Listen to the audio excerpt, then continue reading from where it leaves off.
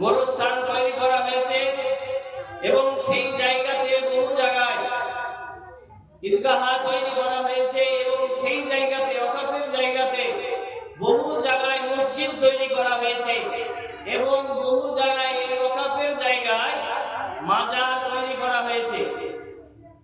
সব ইসলামের সম্পত্তি যেহেতু আল্লাহ রাস্তায় দান করে দিয়েছে, সেহেতু ইসলামের সম্পত্তি আল্লাহর সম্পত্তি। কিন্তু এখন তারা সরকার করতে চায় কি, যে ওয়াকফ যে আছে এর মধ্যে তারা হিন্দু কমিটিও ভরতে যায়। কি ভরতে চায়? হিন্দু কমিটি ভরতে চায়। এই কোরআন পাক থেকে একটি আয়াত তেলাওয়াত করেছি, যে আয়াতের মানে প্রায় সব মানুষই জানেন, যে কুল্লু নাফসিন যায়িকাতুল মাউত, প্রত্যেকটা নাফসদার ব্যক্তিকে একদিন না একদিন মওতের স্বাদ চাখতে হবে, গ্রহণ করতে হবে। যার ভিতরে নাফস আছে তাকে একদিন না একদিন পৃথিবী ছেড়ে চলে যেতে হবে। যেমন কয়েকদিন পূর্বে এই বাড়ি থেকে একজন মা যেমন আমাদেরকে সারা জীবনের মতো ছেড়ে দিয়ে পৃথিবীর মায়া ত্যাগ করে তিনি যেমন কবরবাসী হয়ে গেছেন, ঠিক সেই রকম ভাবে আমাকে আপনাকে একদিন ঠিক সেই কবরের মধ্যে শুয়ে যেতে হবে। বারাকাত মিল্লাত ইসলামিয়া মরণ কাউকে ছাড় দেয় না। মরণ যার ভিতরে নফস আছে, জান আছে, তাকে একদিন মরতে হবে। সে যদি রাজা হয় তাও তাকে মরতে হবে, সে যদি ফকির মিসকিন হয় তাহলে তাও তাকে মরতে হবে। কোন আজকের ডাক্তার বা কোন আজকের আজ পর্যন্ত কোন রাজা এমন নাই যে সে টাকা পয়সা দিয়ে ডক্টরকে দেখিয়ে তার নফসকে বাঁচিয়ে রাখতে পেরেছে। আজ পর্যন্ত কোন ডক্টর, কোন ইঞ্জিনিয়ার, কোন সায়েন্স কেউ নিজের নফসকে বাঁচিয়ে রাখতে পারেনি। বারাকাত মিল্লাত ইসলামিয়া কাল কিয়ামত পর্যন্ত কেউ নিজের নফসকে বাঁচিয়ে রাখতে পারবে না। সে মানুষ যে ধর্মেরই হোক, তাকে একদিন না একদিন পৃথিবী ছেড়ে চলে যেতে হবে। মারা গেলে আমরা কোথায় মাটি নিই? গোরস্থানে। আর কয়েক বছর পর হয়তো এমন অবস্থা হবে যে গোরস্থানই হয়তো থাকবে না। বারাকাত মিল্লাত ইসলামিয়া বড় দুঃখের বিষয়। কিছুদিন আগে এক পার্লামেন্টে বিল পাস হলো, যে বিলের নাম হচ্ছে ওয়াকফ বিল।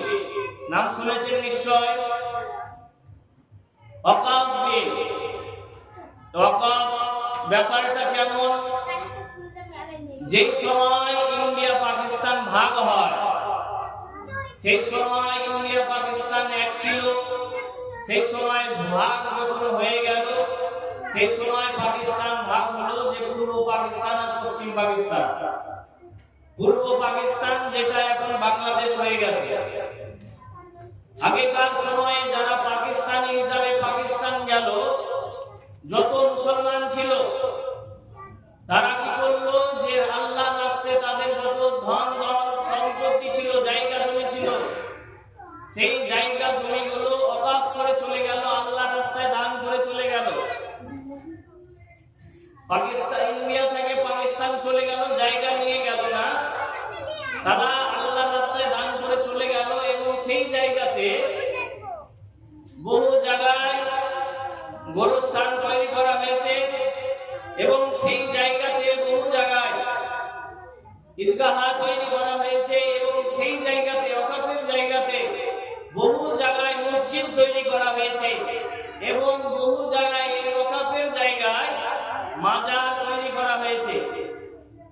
সব ইসলামের সম্পত্তি যেহেতু আল্লাহ রাস্তায় দান করে দিয়েছে, সেহেতু ইসলামের সম্পত্তি আল্লাহর সম্পত্তি। কিন্তু এখন তারা সরকার করতে চায় কি, যে ওয়াকফ যে আছে এর মধ্যে তারা হিন্দু কমিটিও ভরতে যায়। কি ভরতে চায়? হিন্দু কমিটি ভরতে চায়।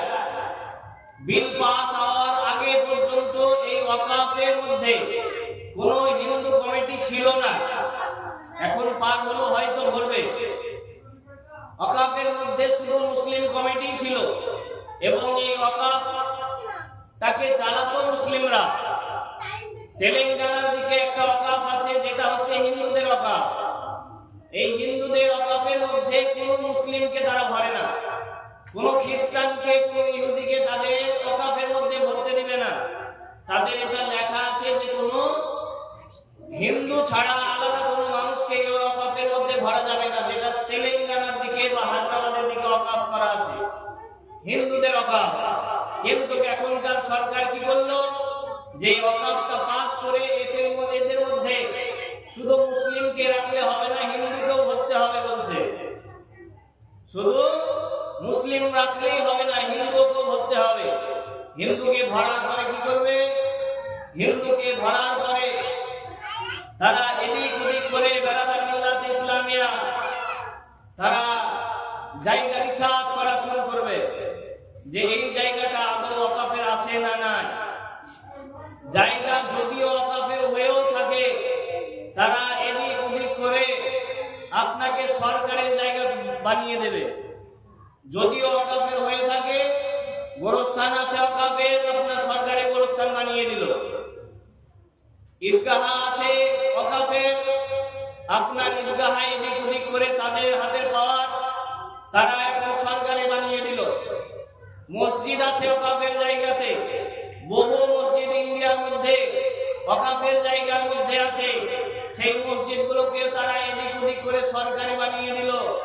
আর যদি সরকারি জায়গা বানিয়ে দেয় তাহলে বলবে মসজিদ ভাঙো। মসজিদ ভাঙতে হবে, যেহেতু সরকারি জায়গা, সরকারি জায়গাতে সেজদা দেওয়া যাবে না বলবে। তখন কি করবেন, তখন আপনাকে মাজবুরান পড়ে, আপনারা যদিও না ভাঙেন, তারা জিসিপি নিয়ে এসে, এই নিয়ে এসে, ওয়াই নিয়ে এসে মসজিদটা ভাঙবে। গোরস্থান আপনার লেভেল করে দিবে ভেঙে। তার জন্যই বললাম যে আর কিছুদিন পর ইন্ডিয়ার মধ্যে মাটি দিতে পাবেন কিনা তাও সন্দেহ। তারা হয়তো তাদের গোরস্থান আয়ত্তে করার পরে বলবে যে ইন্ডিয়ার মধ্যে যেই মারা যাবে তাকে হয়তো পড়াতে হবে, মাটি দেওয়ার চলবে না। কি করবেন সেই সময়? বেরাদার মিল্লাত ইসলামে এক এক করতে করতে উত্তরপ্রদেশের দিকে বহু মসজিদ ইসলামের হাত থেকে, মুসলমানদের হাত থেকে বের হয়ে চলে গেল।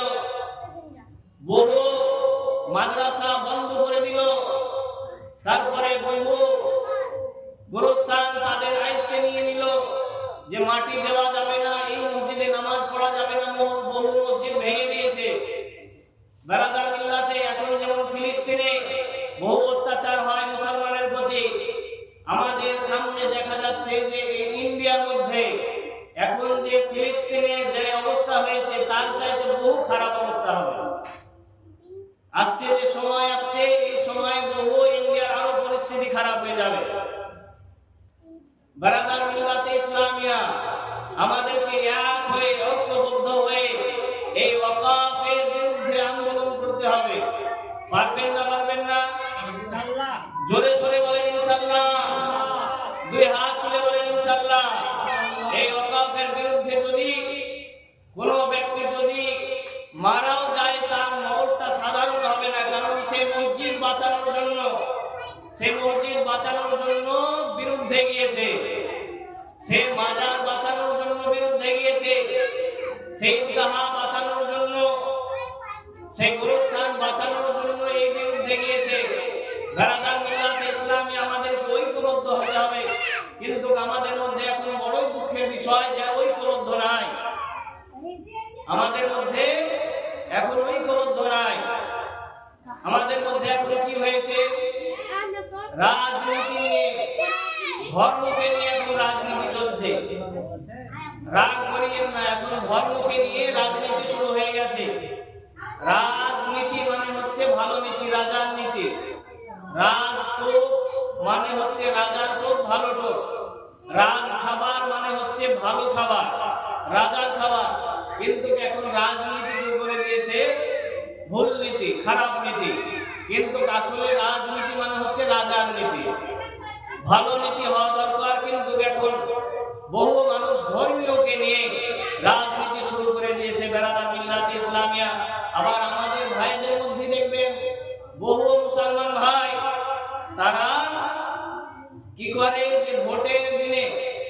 আগের দিনে রাত্রে বেলায় 500 টাকার বিনিময়ে, আর সকাল বেলায় ঘুগনি মুড়ি খাওয়ার পরে বিজেপির ঝান্ডা করে ঘাড়ে কেড়ে নিয়ে ওই সর্বপ্রথমে এবং সে স্লোগান লাগাচ্ছে যে আমরা খাবো তোমরা বাদ।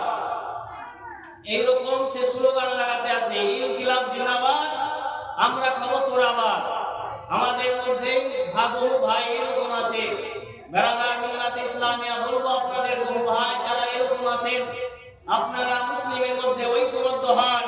কারণ বহু মুসলিমের হাত থেকে মসজিদ বের হয়ে চলে গেছে, বাবরি মসজিদ চলে গেছে, বহু উত্তর প্রদেশের দিকে বহু মসজিদ চলে গেছে, বহু এখনো মসজিদ চলে যাবে যদি আমরা এই ওয়াকাফ আইনটাকে, ওয়াকাফ যে বিল পাস হয়েছে এটার যদি বিরোধ না করে।